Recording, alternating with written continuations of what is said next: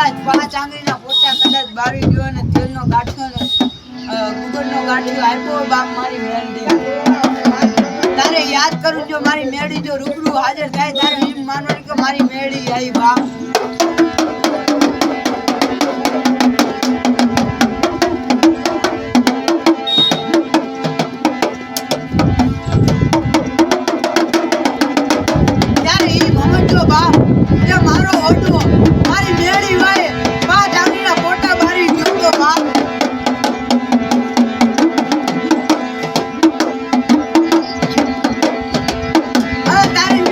વિશ્વાસ કરજો કે બાપ તારા વડવાની દેવી મારી